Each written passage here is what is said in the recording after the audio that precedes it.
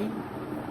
I am Shanti Priyo sir, going to discuss about the chapter 9, force and the Newton's laws of motion. Sir Isaac Newton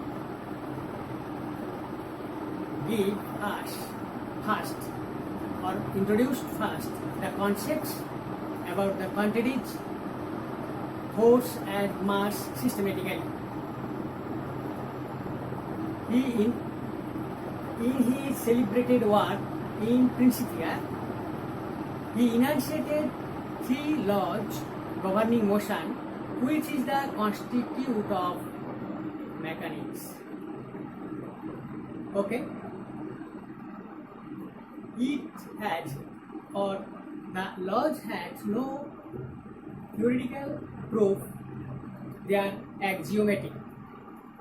But the real proof lies in the field of physics and engineering, in which these laws can be applied to explain various problems. Right? Now we give at first the 3 laws of motion. First law, second law and third law. Right? First law of motion. First law of motion.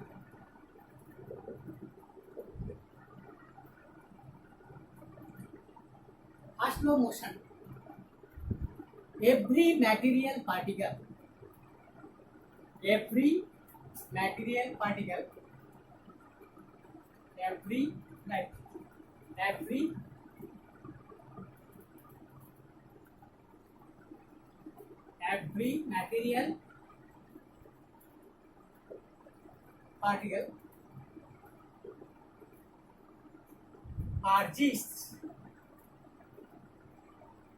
persists in its state of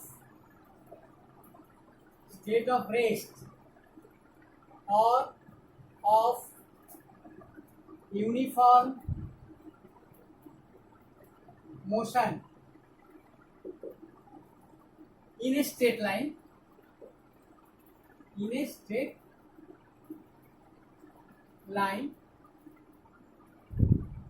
every material particle persists in a state of rest or of uniform motion in a straight line if and only if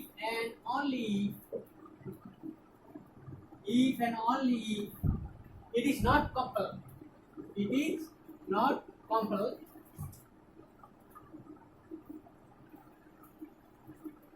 to change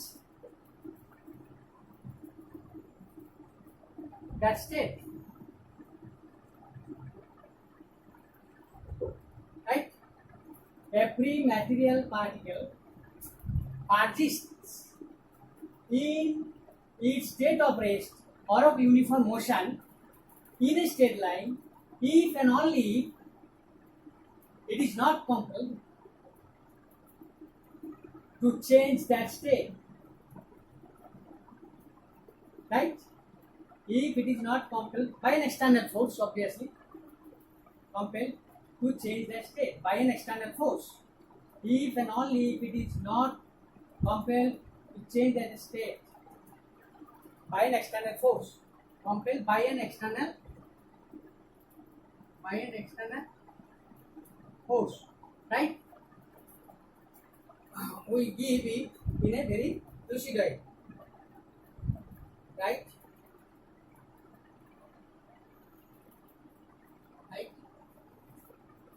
By any external force. Remember, every material particle persists in its state of rest or of uniform motion in a straight line if and only if it is not compelled by any external force to change that state. This is the first law of motion. Correct? Every material particle parges, P-R-S-I-S-T-S, parges in its state of rest or of uniform motion in a straight line if and only if it is not compelled by any external force to change that state. This is the first law of motion. We discuss it later. Right? Second law of motion. Now we write the second law of motion.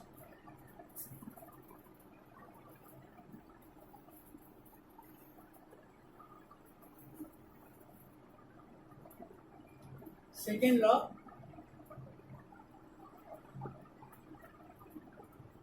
of motion. Second law of motion.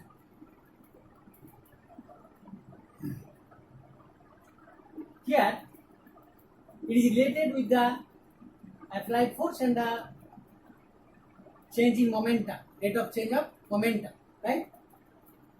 The rate of change, that is time rate of change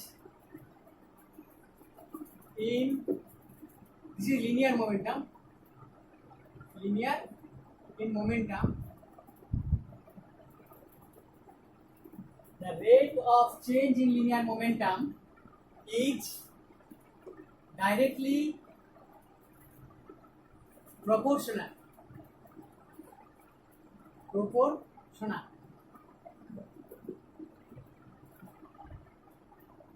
the impressed force. Impressed means applied. Yeah. Impressed, that is applied force. The rate of change in momentum, linear momentum obviously, is directly proportional to the impressed force or applied force. Obviously, this force is unbalanced force. That is net effect of this force. The force is not zero. Takes the applied force and takes in the direction in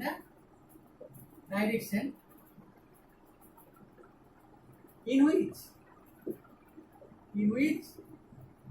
the force acts. Right? This is the second law of motion. The rate of change in linear momentum, obviously, whose of a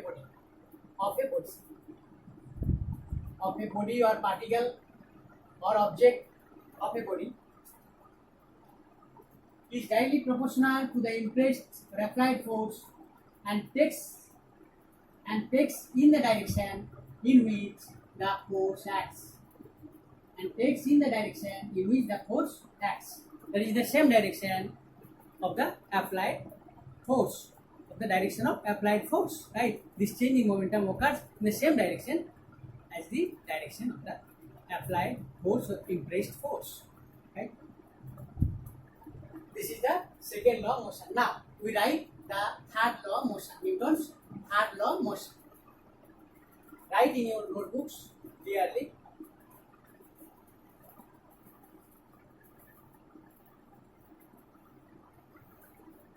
Third law of motion.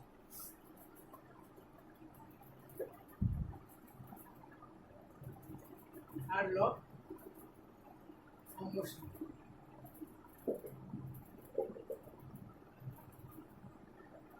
What is the third law of motion?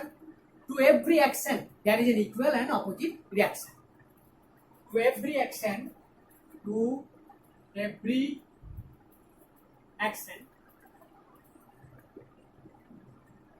is an equal and opposite. Opposite means opposite direction. And opposite reaction.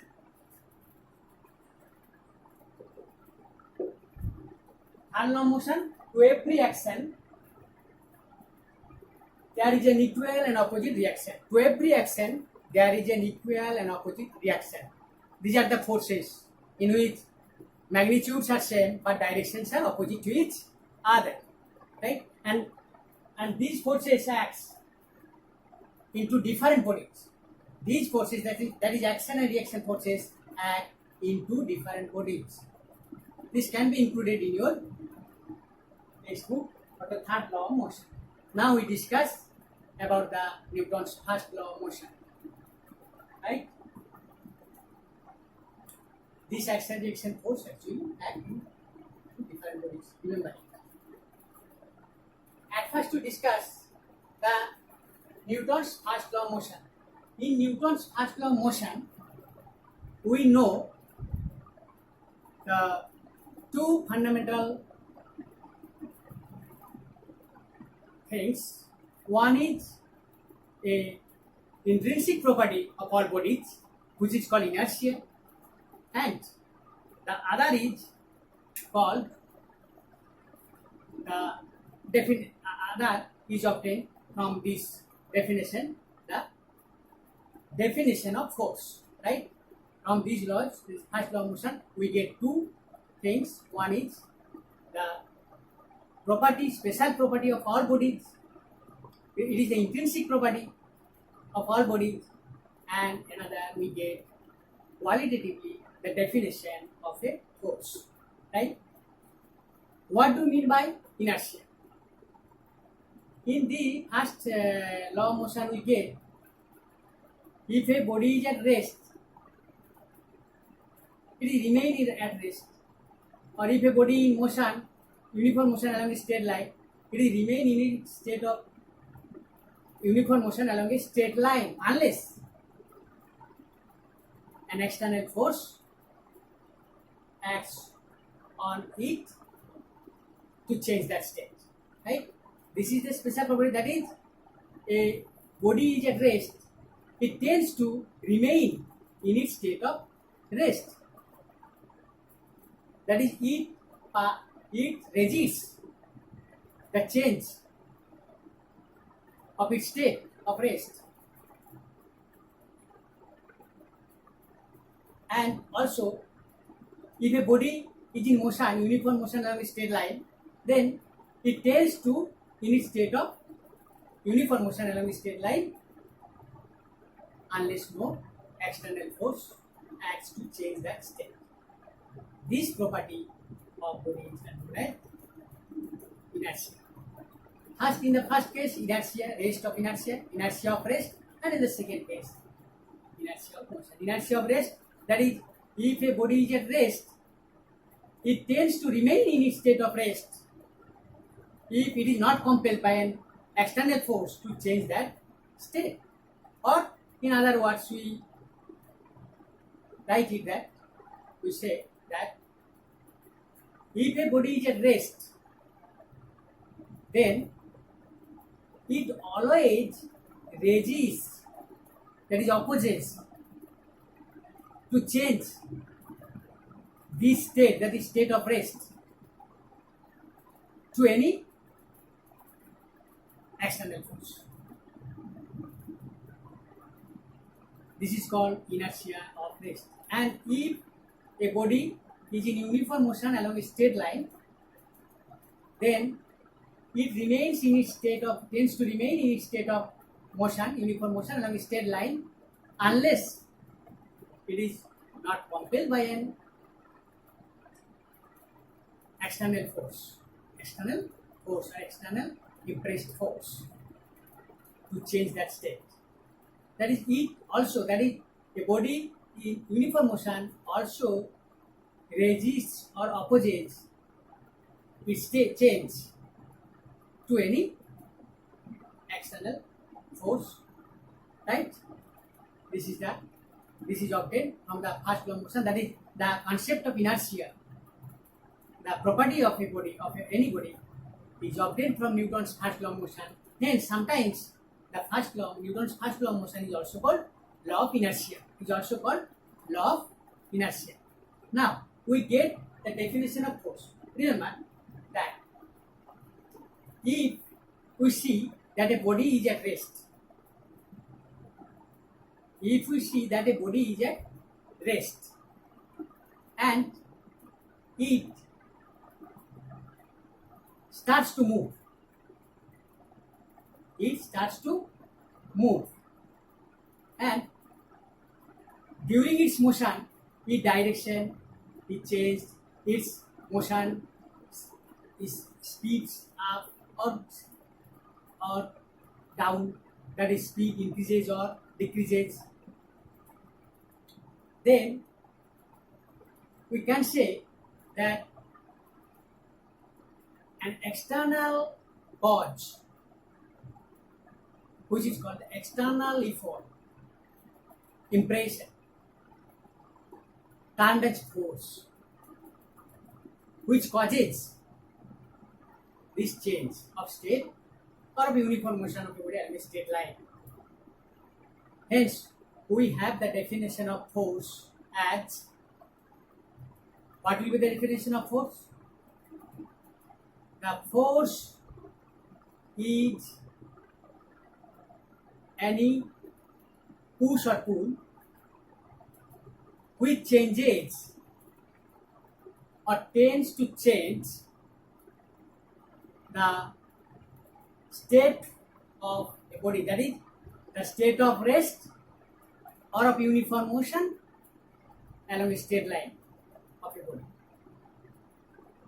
or it changes or tends to change the shape and size of a body. It also changes or tends to change the body in motion to come into rest. Right?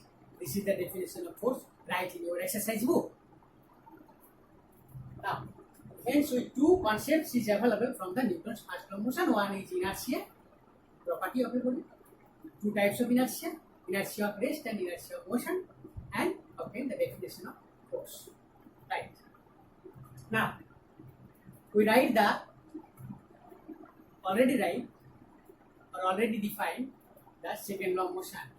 In this law, Newton's law of motion, second law of motion, in Newton's second law of motion, we get the relation between force, mass and acceleration. Force, mass and acceleration. F equal to ma, that is F be the force, M be the mass of the body, and A be the acceleration. Right? F equal to ma. It is obtained from this definition of second law of motion. F equal to ma, we may prove it very easily by taking the proportionality constant unity. We chosen the suitable units of force. We write it and we prove it.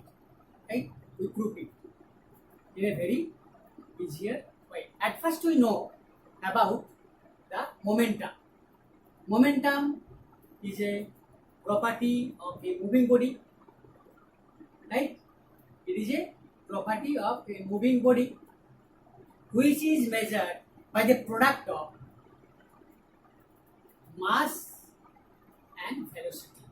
Mass and velocity.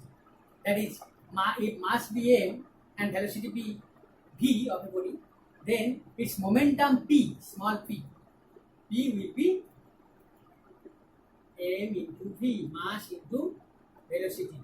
Remembering, what is the momentum? This is called actually linear momentum. Linear momentum is related by the product of mass and velocity. That is, linear momentum p is equal to, p may be written in capital or small, p equal to mass times velocity, mass into velocity of the body, mp. Okay. Now, let us consider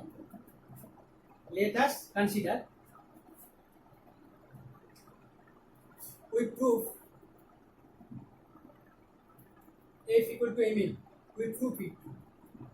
Force equal to mass into acceleration. Let us consider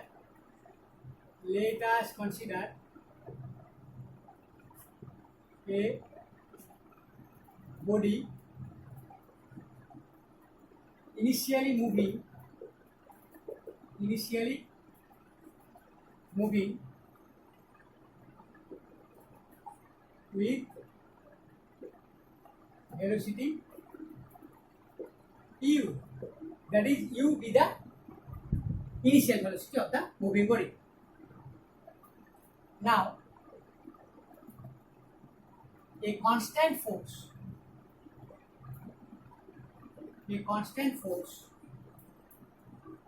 F, having magnitude F, is applied in the direction of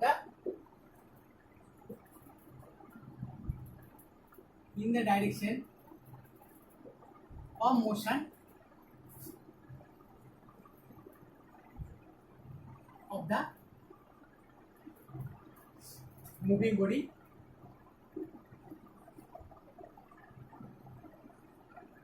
for some time, for time t,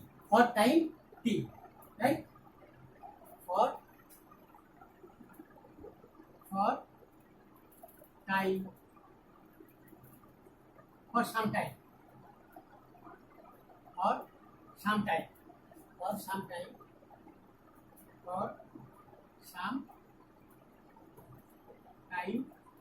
t, that is each has elapsed t, right? Put it for some time t, then its velocity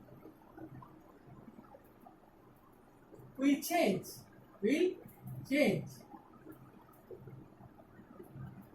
Its velocity is changed from u to some final value.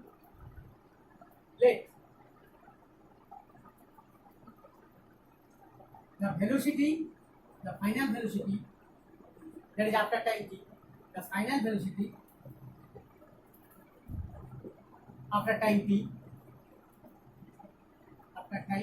obviously they written after time t of the body or mass body v. This is the final velocity, and obviously we write it as the initial velocity, right? Now what is the initial linear momentum? Mass into velocity mu. And what is the final momentum, linear momentum? Equal to m into v, right? Now we write here as initial velocity. Initial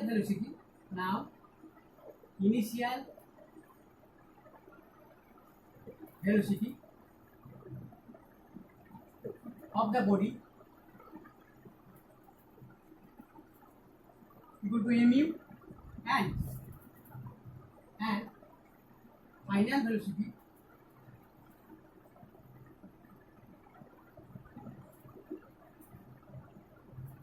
of it equal to v, mv, right?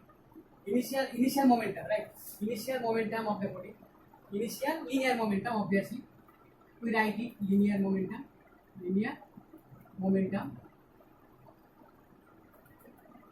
write it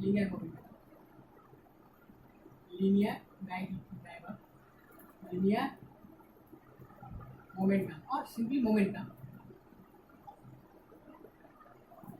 and final linear momentum, final linear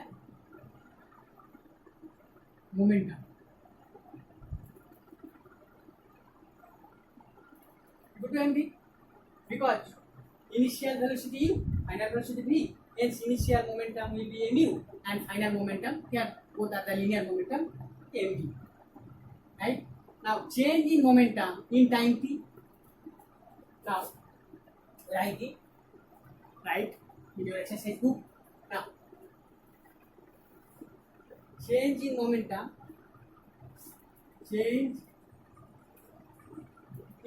we write momentum, though it is linear momentum, always remember it. Change in momentum equal to final momentum minus initial momentum. Write it in your exercise. mv minus me. Change in momentum in time t. Obviously in time t. It should be written. In time t equal to mv minus me. Therefore, rate of change in linear momentum. Therefore, rate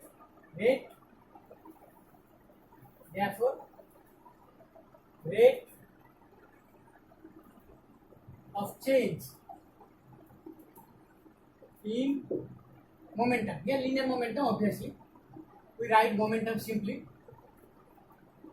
Momentum equal to change in momentum by time taken, that is mv minus mu by t. mv minus mu by t. This is the rate of change in momentum. mv minus mu by t.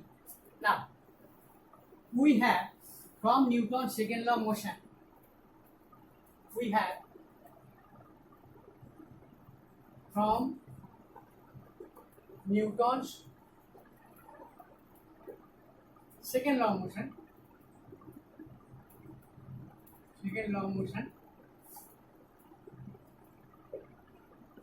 impressed force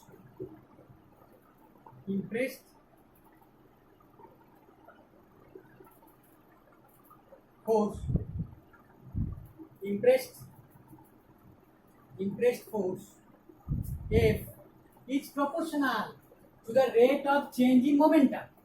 What is the definition of Newton's second law of motion? The rate of change in momentum, obviously linear momentum, of a body is directly proportional to the impressed force, that is applied force, and takes place, that is linear momentum, takes place in the direction in which the force acts. A proportional to mv minus mu upon t by t. Now, that means A proportional to, we write it as by taking common f m v minus u by t. v minus u by t. Write it.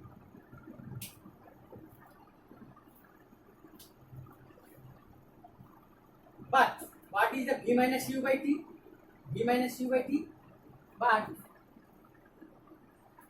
v minus u by t equal to a, the acceleration, according to the definition of acceleration, the rate of increase in velocity of a body is called acceleration. Hence here v minus u by t, that is rate of change in velocity, equal to acceleration a. Therefore, this is acceleration. Therefore, a proportional to m into a. We get a proportional to m into a. Now, we write it by erasing the above portions, that a proportional to ma. It is obtained from Newton's second law of motion.